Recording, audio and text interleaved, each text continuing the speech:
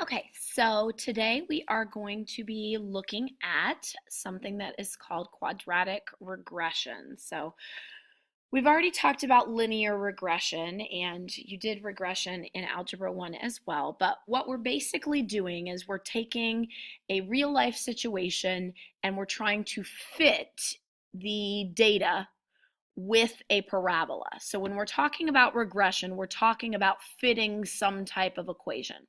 So when we did linear regression, we were doing the line of best fit. So we were looking at data that we thought appeared to be linear and finding the best fit line.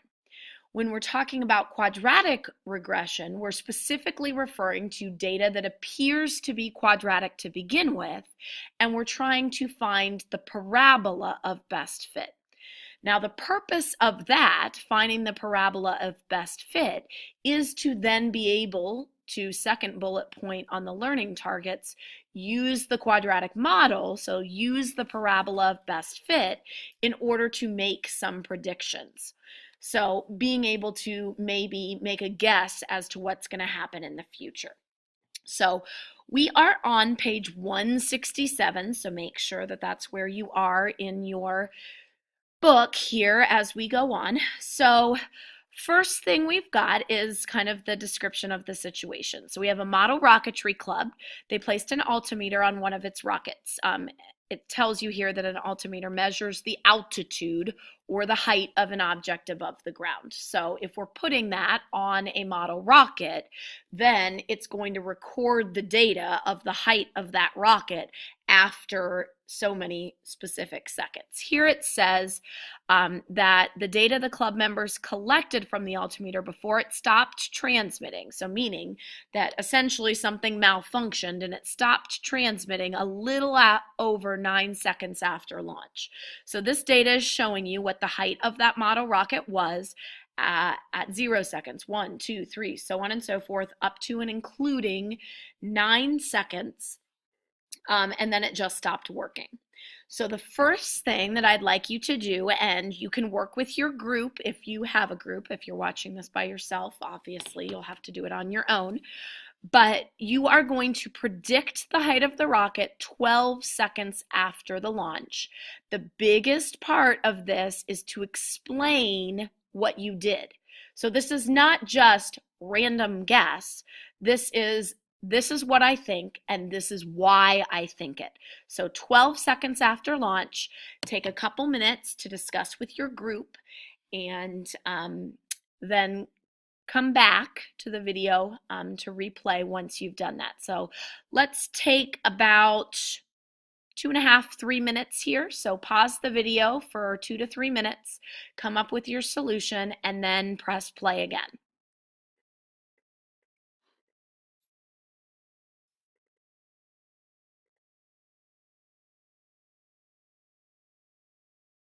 Okay, so hopefully you're done. Again, if you didn't press pause to do number 1 before we go on. And we'll come back to number 1 a little bit later because, again, right now it's just a prediction. So the prediction, whether it's accurate or inaccurate, we'll address later. But right now you've come up with your idea, and now we're going to kind of go through some steps that might help you decide whether that idea was a good one or whether we should make some revisions. So number 2 asks you to make a scatter plot of the data on the coordinate grid. So they've already given you lovely labels, height, time, all of those good things. So you just need to plot these individual points. So again, there's a lot of pausing in this lesson. Pause the video for 2 minutes or so that you can plot these ordered pairs on your scatter plot here.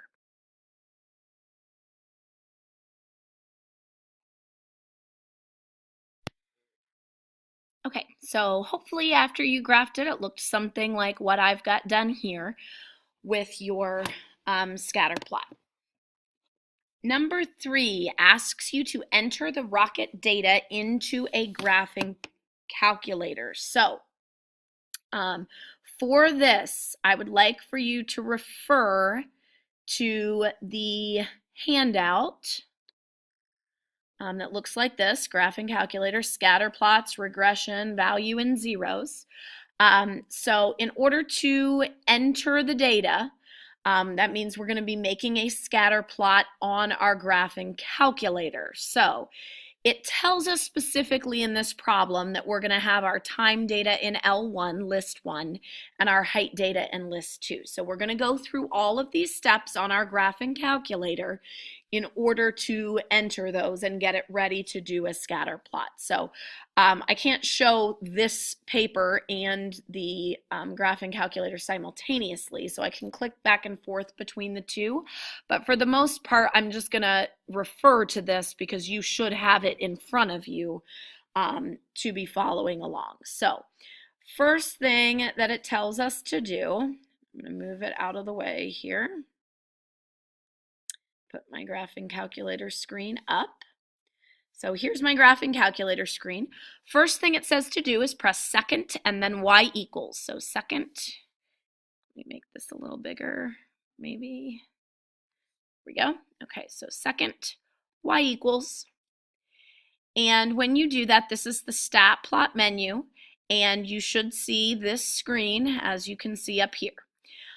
We have to choose a plot to use, so it doesn't matter whether you use plot 1, plot 2, or plot 3. I'm just going to use plot 1, so either press 1 or press enter.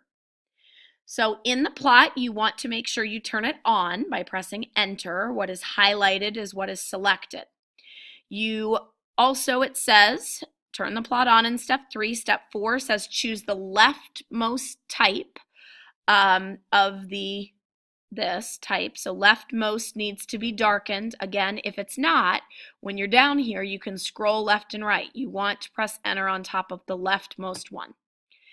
Then you need to check your X and your Y list. Here we want to make sure that your X list says L1 and that your Y list says L2 because our directions told us to use list 1 and list 2 here.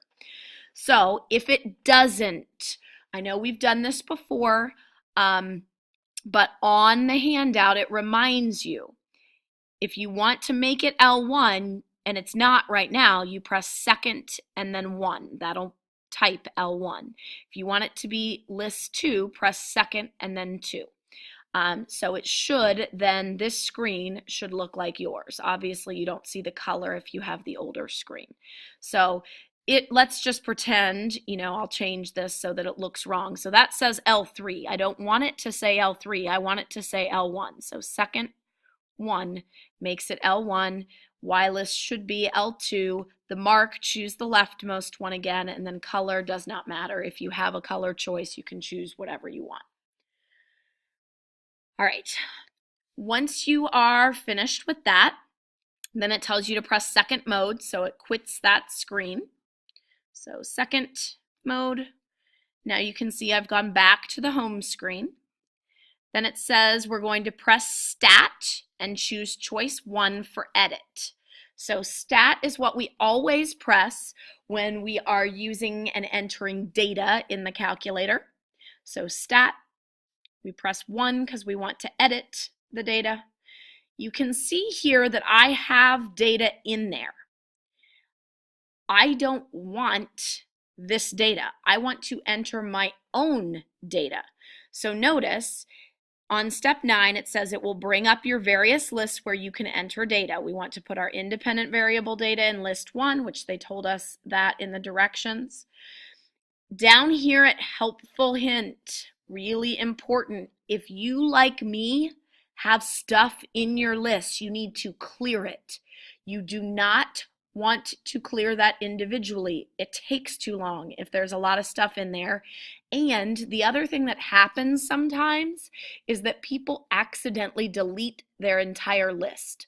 Now, if that happens to you and you don't have a list 1 or list 2 anymore, then obviously when I choose list 1 and list 2, you'll have to choose different lists. By the way, I do know how to fix that, so if you need me to fix that, bring me your calculator and I'll fix it for you. But because I have stuff in list 1 and list 2, I'm going to use the helpful hint, which is to press stat and choose choice 4 for clear list. And then I tell it which lists I want it to clear. So I want it to clear list 1 because I need that. And I need it to clear list 2. So notice I use the comma between, and then I press enter. It tells me done. When I go back to stat edit, now look at the miracle, all cleared. Data is ready for entry. So the data that you are entering in this case is the data from your table. Oh, scrolled the wrong way there. Here is our data table. You need to go through in list 1 and enter 0, enter 1, enter 2, enter until you've got all of this. In list 2 is where your height data goes. You're going to enter all of these values, pressing enter between them. So again, I told you you'd have to do this a lot. Press pause on the video and take 2 minutes to enter the data.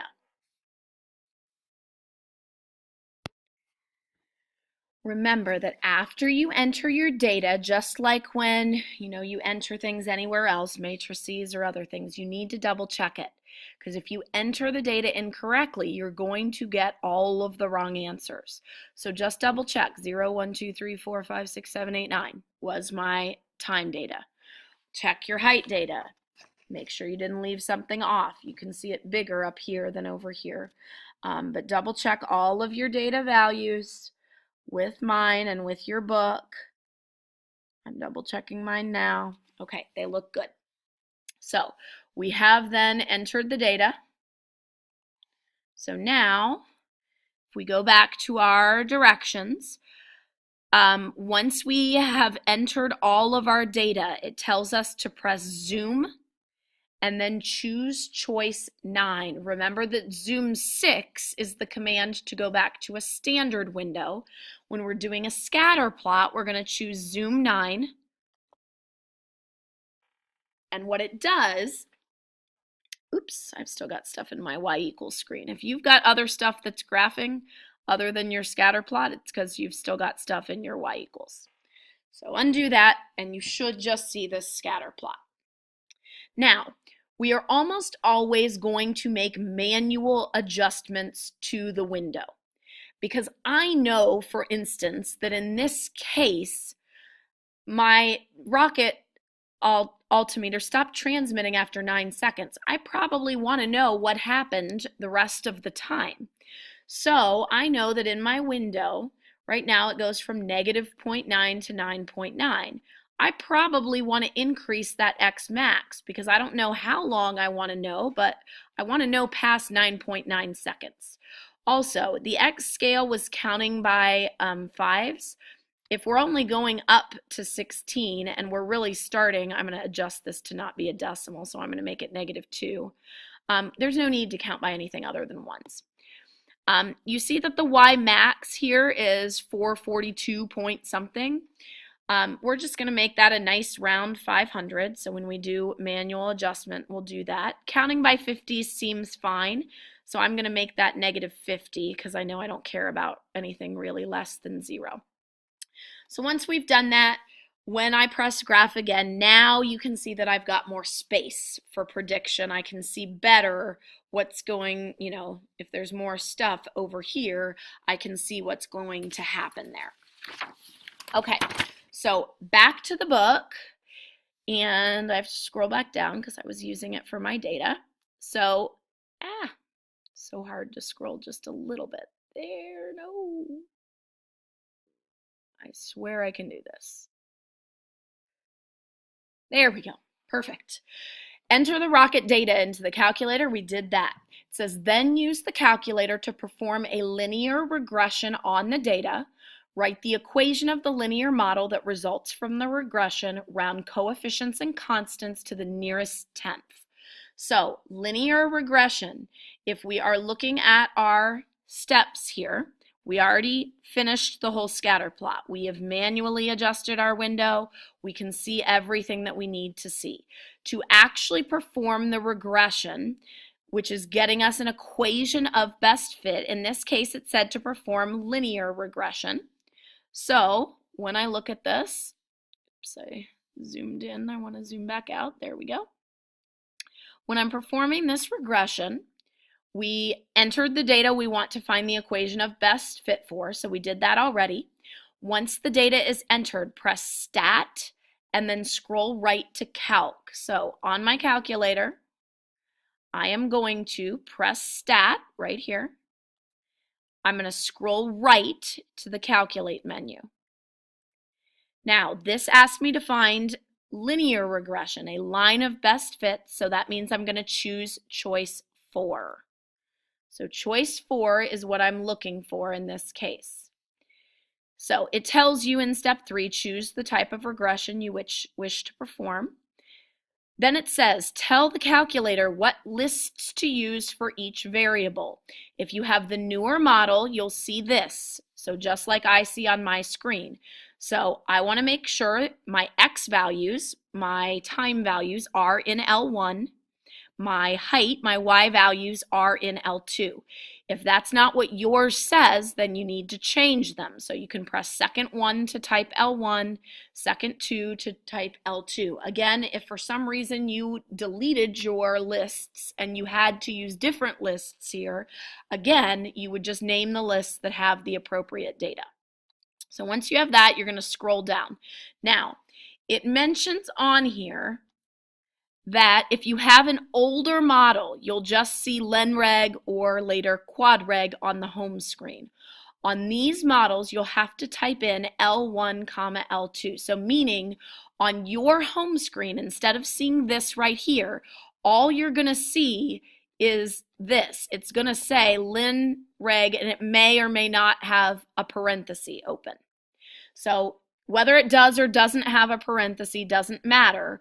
Regardless, you are going to type second 1 to get L1 or whatever list you used for your X data, type the comma, and then press second 2 to type L2, and then press another comma. So if you have this on the newer model or this on the older model, you are up to speed. That's what you should have right now. Once you have that, we are now to the step where we tell the calculator to store our regression equation into our y equals screen. So the way that you do that is you scroll down on the new model to where it says store regression equation. So this right here, you're going to press vars, scroll right to yvars, choose choice 1 for function, and then pick a place to put it. So if you have the older model, hang on just 1 second, but if you have the newer model, here's what I'm talking about. I scrolled down to store regression equation, I press vars, I scroll right to highlight yvars. We're talking about functions here, so I choose choice 1, and then I just choose a place to put it. I'm going to put it in y1. Then I scroll down to calculate. Now, if you have the older model, you currently have this on your screen. You're going to press the same things. So you're going to press vars, scroll right to yvars, choose choice 1 for function, and then pick a place. If you pick y1, it's then going to type y1 right after your comma. If you have parentheses, close them. If you don't need them. If you have the older model, after you type your y1, and whether you do or do not have parentheses, you are going to press enter. So you can see here on these models, it should say L1, L2, y1. So older model, go ahead and press enter. If you have the newer model, you need to scroll down to calculate and then press enter.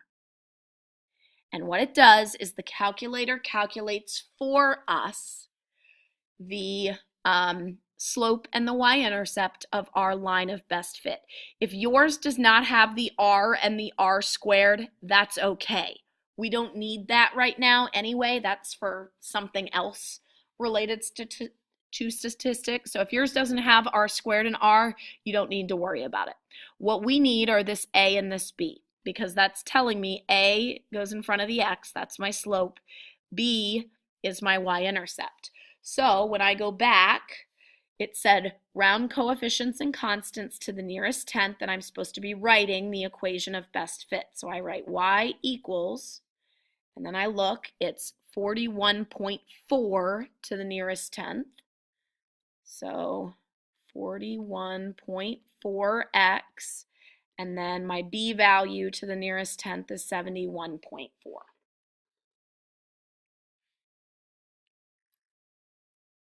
Okay, we now have the equation of the line of best fit.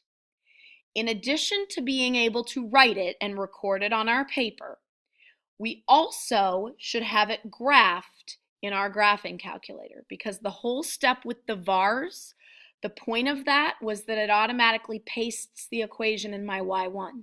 So if you look here, it took all those decimal points, and I would have to scroll to see all of it, but it pasted it in there, which means if I press graph, now it's going to show that line of best fit along with my scatter plot.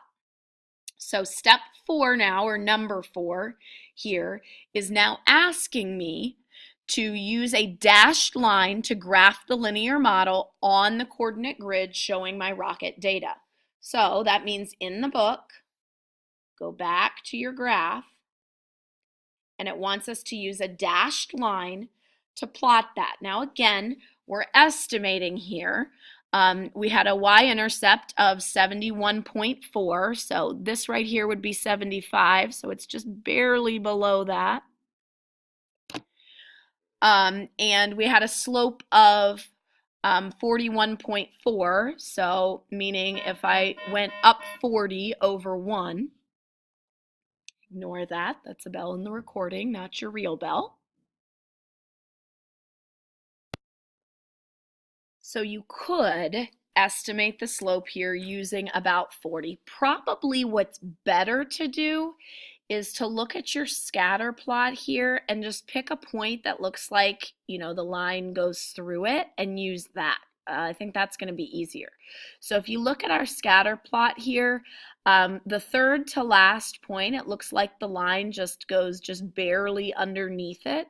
So that's what I would do to make my graphing a little bit easier here, is I would just go back, third to last point, it looked like it went just barely under that, and then I would connect these two dots. Now, on mine, I can't turn the screen or anything, so this is probably going to be a really terrible, terrible line, but it did say dashed, so I'm going to attempt to make a line and not a curve, dashed through there.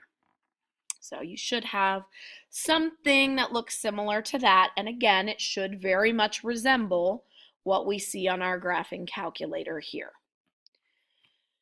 So then the next question, number 5, I have to scroll again, so watch out. We've seen how fast it goes here. Ooh, look at that.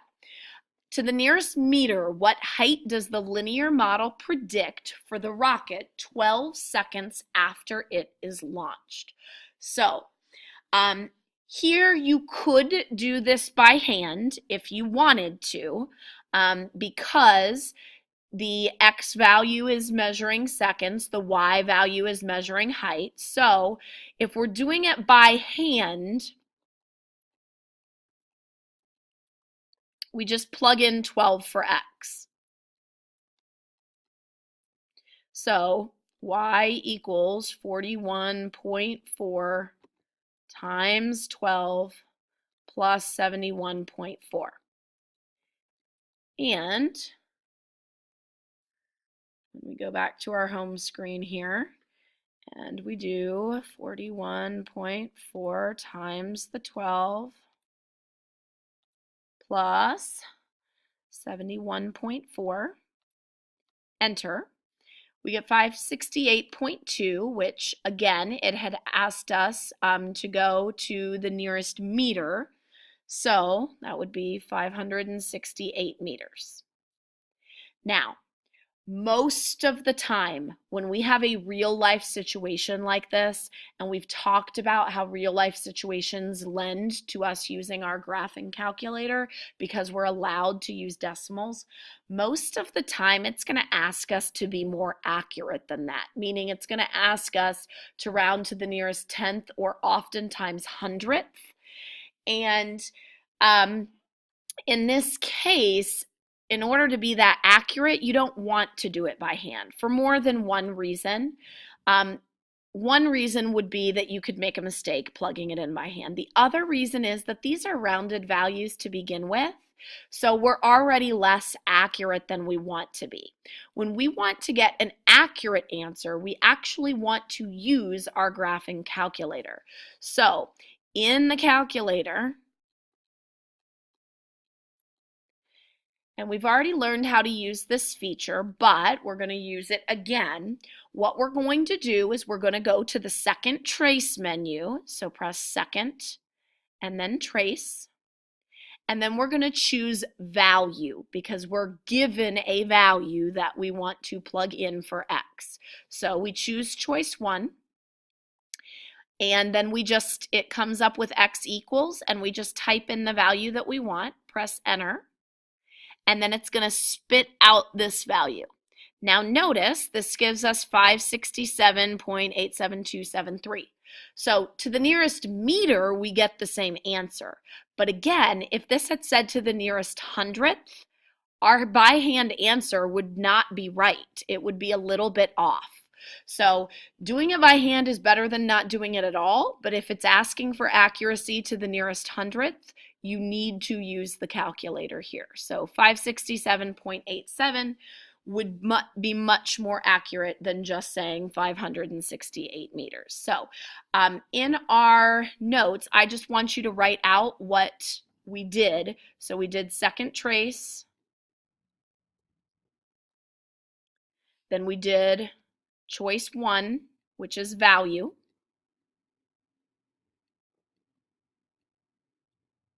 Then we type in our value, so in this case that was 12. And then we pressed enter. Now, on your handout, whoa, I accidentally zoomed in again a couple times. This is going to be, let's see,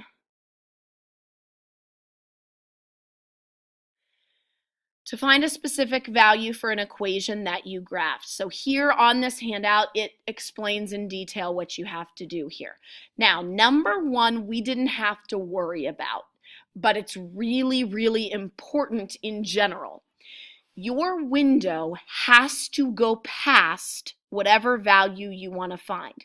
So if we hadn't manually adjusted our window, if we had just used the zoom stat window, it wouldn't be good enough, because I'm going to show you what happens. If we want to find a value in x is 12 and your x-axis only goes up to 10, it's not going to work. So right now my x-axis goes up to, I think, 16.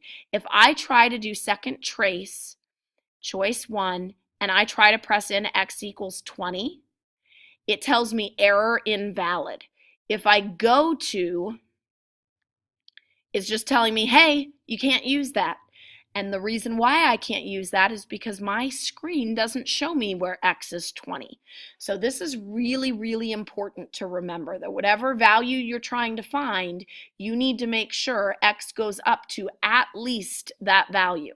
Otherwise, you're going to have a big problem because you're going to be confused as to why you're not able to get that value. There we go.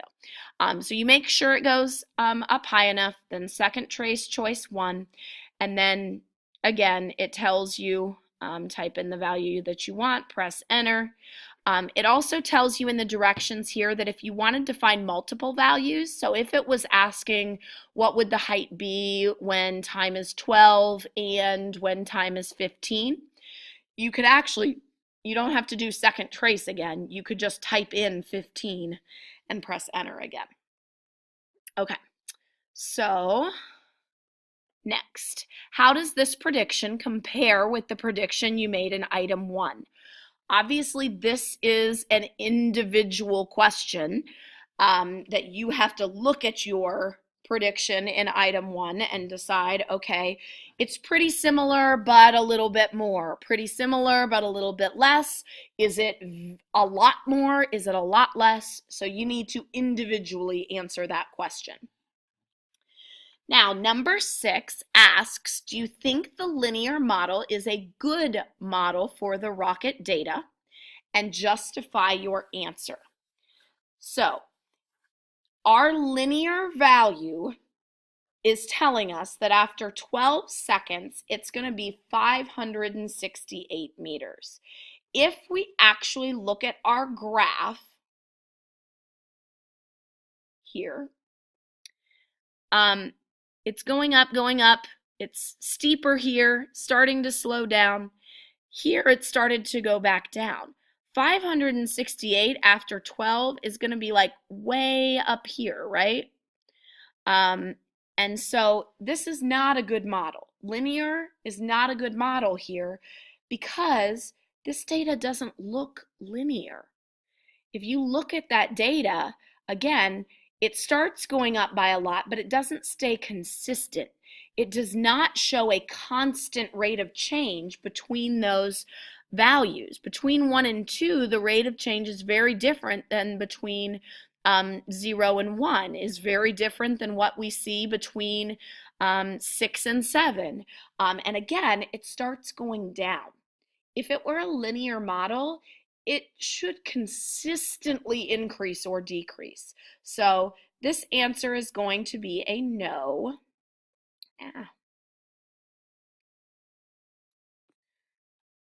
No. And the linear model would continue to increase.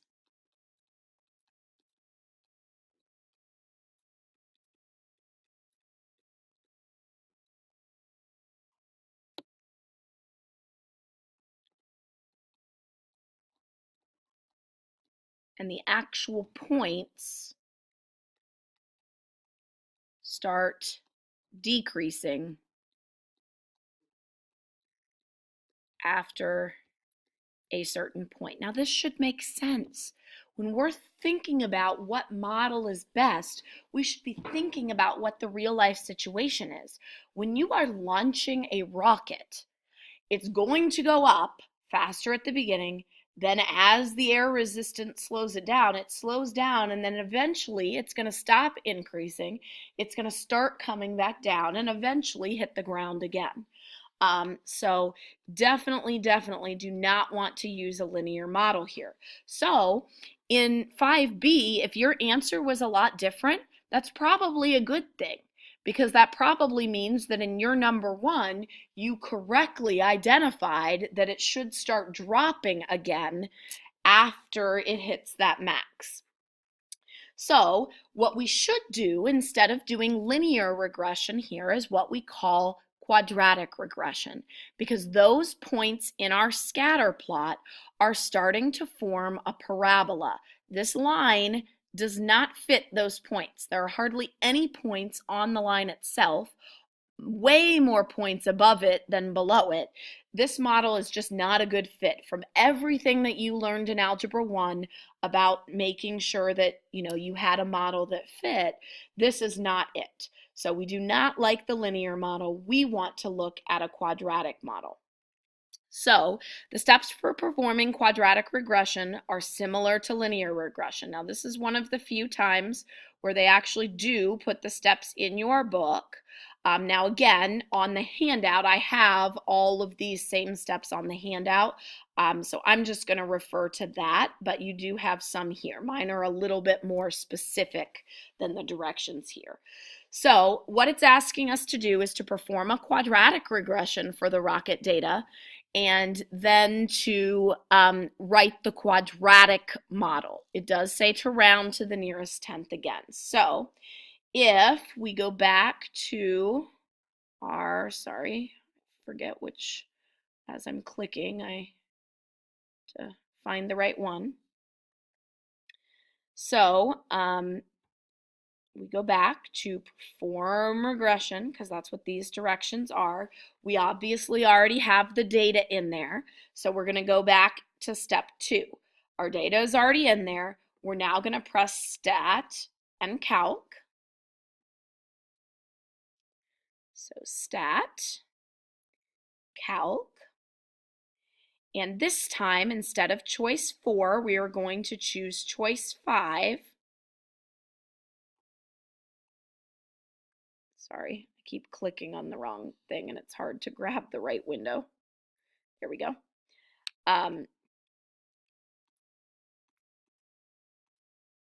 So because here it tells you 4 for linear and 5 for quadratic. So this time we're choosing quadratic, so we choose choice 5, so I press 5. And now we go through the exact same steps that we did with the linear regression. If you have this newer model, you want to make sure your X list says L1 and L2, or whichever list your data is actually in.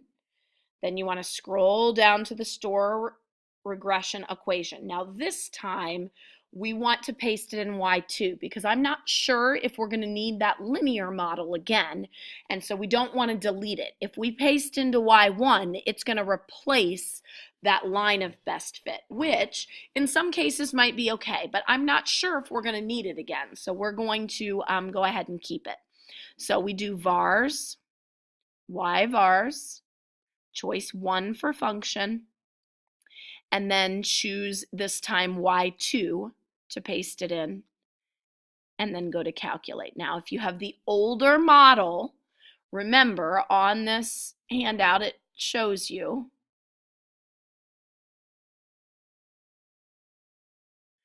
on the older model, once you choose choice 5, it'll just say quad reg here, and you'll type L1, comma, L2, comma, then you'll do vars, Y vars, choice 1, and then choose Y2. So yours will say quad reg L1, L2, Y2, and then you'll press enter. So regardless of which model of calculator you have, you should be able to get to that appropriately. Okay, so now everybody hopefully should see this on their screen. Again, we don't really care about the R squared right now, so if yours is not showing that, that's okay. There's no problem with that.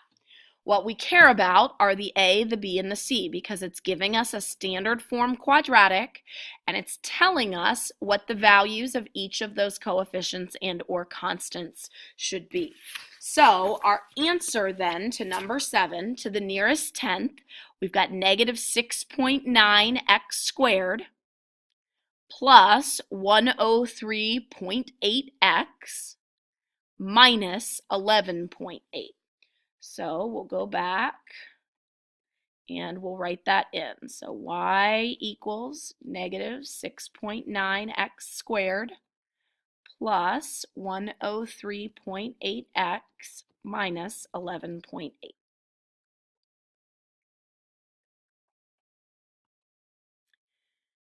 Then graph the quadratic model from item 7 on the coordinate grid that shows the rocket data.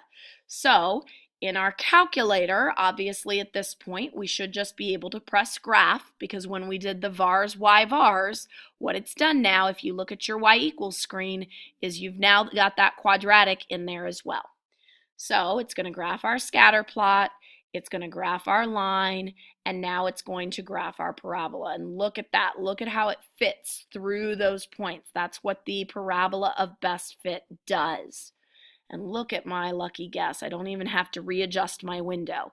If you couldn't see this intersection point, you would want to adjust the window again, make your X max bigger. Obviously, if you couldn't see the top of the parabola, for instance, you would want to make the Y max bigger, but here looks like we've done a good job. So when we want to plot this, what we're going to do is we're going to kind of look.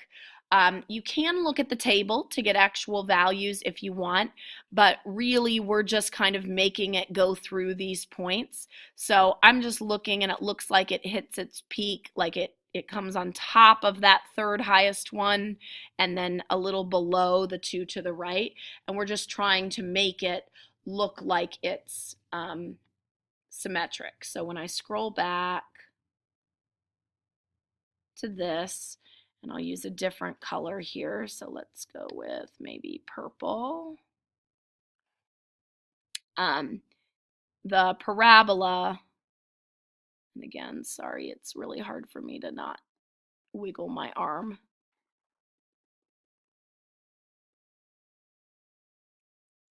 And so we've got that coming around the other side, and that's a rough sketch of our value there. So we've got our parabola, which obviously looks like it's a better fit than the line here. We've sketched it like they asked us to do here in number 8. Number 9 asks us to contrast the graph of the linear model with the graph of the quadratic model and asks which is a better fit. Obviously, we've really already answered that question. We know that that parabola is a better fit because it actually goes through the points. So quadratic is a better fit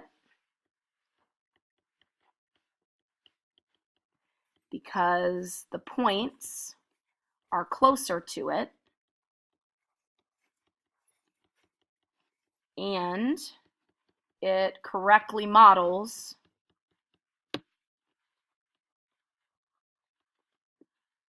going up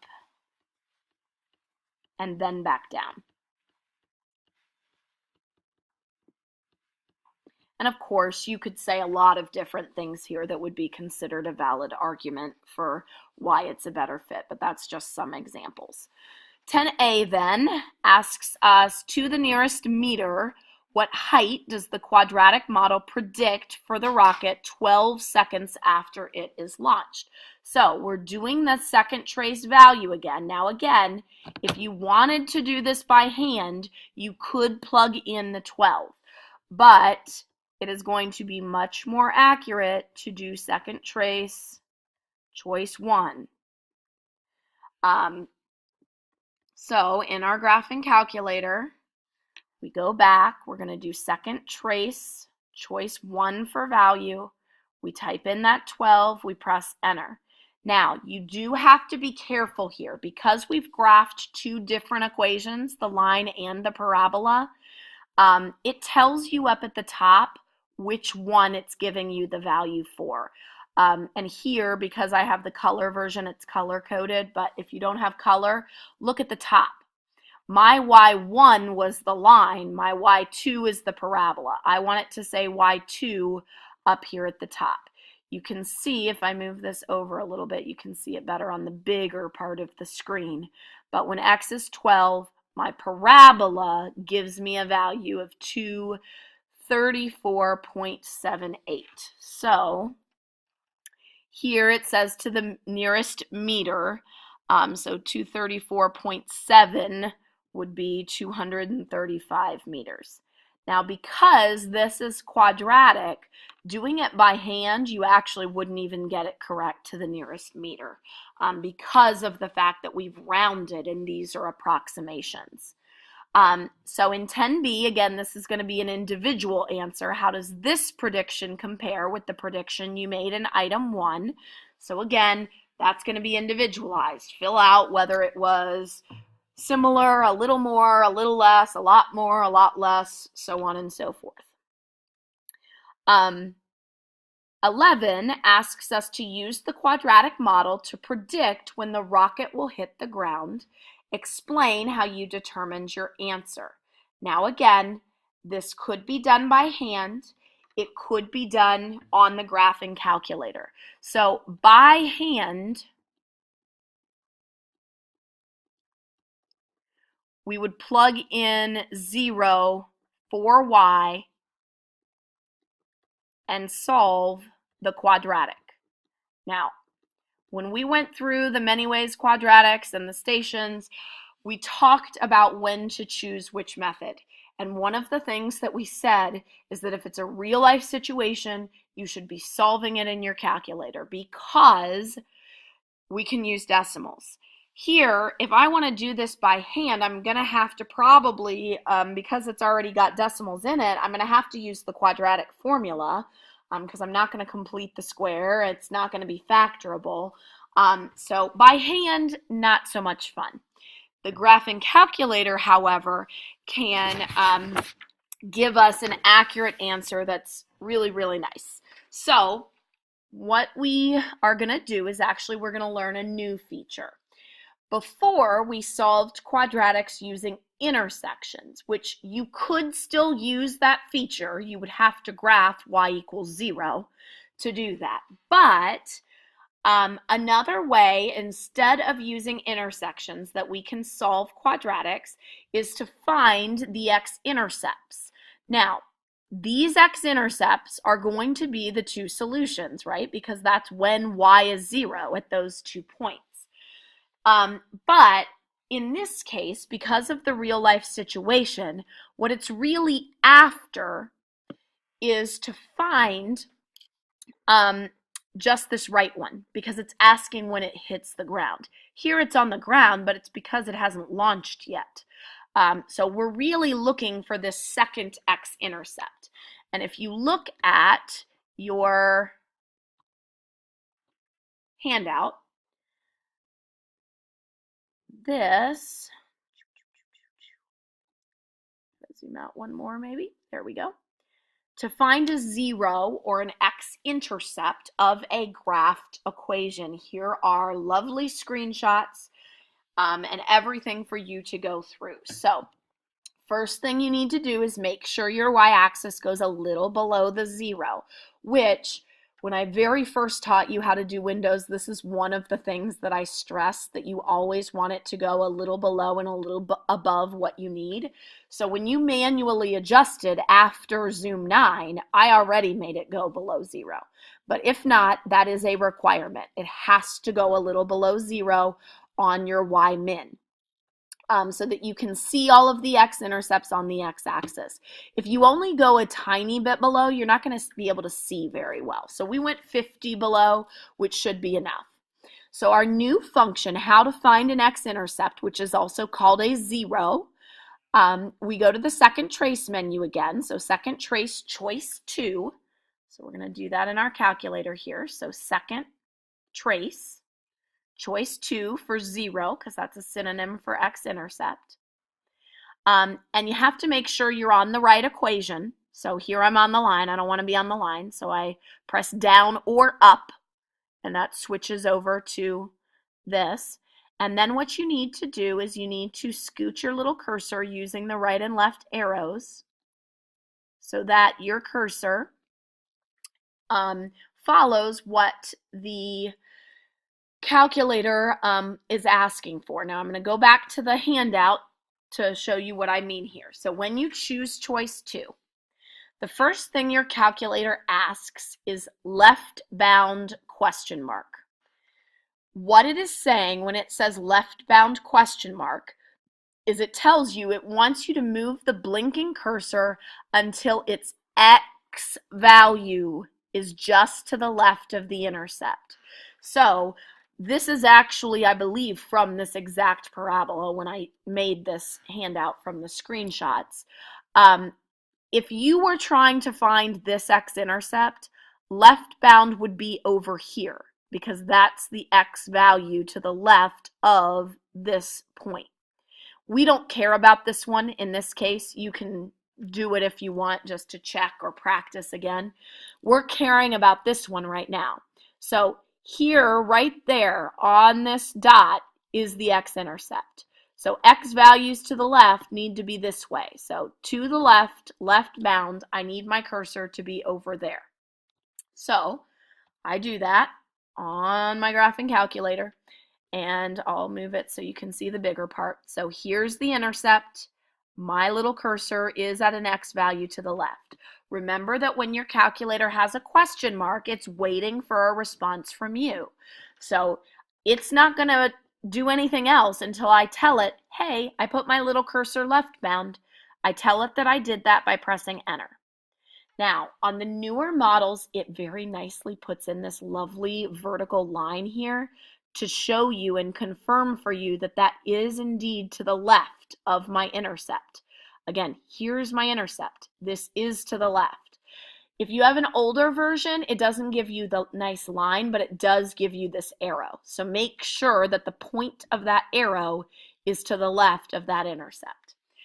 Notice that it's now talking to me again. It says right bound question mark. So when it says that, what it's saying is it wants you to move the blinking cursor now until the x value is just to the right of the intercept. Again, since this is the one we're finding, to the right of the intercept would be over here, so moving it this way somewhere. Again, I did show you an example if you were finding the other intercept, because there will definitely be times where you need to find both. So I've got examples for both types of intercepts. So to the right in this case is going to be over here. So I need to scroll my little blinker. Now I'm to the right of that intercept, because here's the intercept. My blinking cursor is now to the right of that imaginary line there. So I press enter to tell my calculator that I did that. Notice that it puts the line in. When you have these two lines, you have not done the cursor part correctly if your intercept is not between them. And again, if you have an older model of the calculator, make sure that your intercept is between these 2 points, because you don't get the little lines. If it's not, you need to go back to second trace choice 2 and start over, because otherwise you're not going to get the right answer. So make sure that your intercept is between. Here's my intercept. It's definitely between. So now the calculator is saying guess, question mark. It's saying, do you want me to guess? Yes, I do. So I press enter again. And then it gives me the answer. The x coordinate at that intercept is 14.846686 approximately. So what that tells me, the x value, x was measuring time, is that it is going to hit the ground after about 14.85 seconds. So if I go back to my values here, predict when it's going to hit the ground, we're going to say in calc, so we'll write out what we did, second trace, choice 2 for 0, and then what we got is approximately 14.85 seconds. And that's our answer. It asks you to explain how you determined it. So what we did using our calculator, the explain part should be that we found the x coordinate of the second x-intercept, because the second x-intercept is where it hits the ground. The x-coordinate is going to be the time. Now, I do want to address one other thing I should say. It tells you down here, but I want to show you on the calculator also, that here on the left side, it actually gave me the y value of exactly 0. Sometimes on the right, the y value is listed as 3e to the negative 11. So here I tell you, this is the same as 0. Because what that really means is 3 times 10 to the negative 11th power, which means take this 3 and move the decimal point 11 places to the left. 0.00000000003, which is the same as 0. So anytime you're doing this, if it says 0, the y coordinate is 0. You don't write this out. It's because it's estimating that sometimes it's a little above or a little below 0, but it is essentially 0. So don't think that you did something wrong. I always get someone who wasn't listening for this part who asks me this question. Don't let it be you, because I'll be slightly annoyed. This is the exact same thing as 0. So over here, when we saw that, that's the same thing as 0. The x-coordinate, the y-coordinate, that's an x-intercept. So if you were asked to find the x-intercept, you would write 14.85 comma 0. In this case, we didn't need to write the intercept. We just needed to find that x value. Okay, so you have your handout that has all your steps there. You've got this video, which I'll link to the website. So if you need to come back and rewatch, you most certainly may at any time. But you should be good to go for your homework.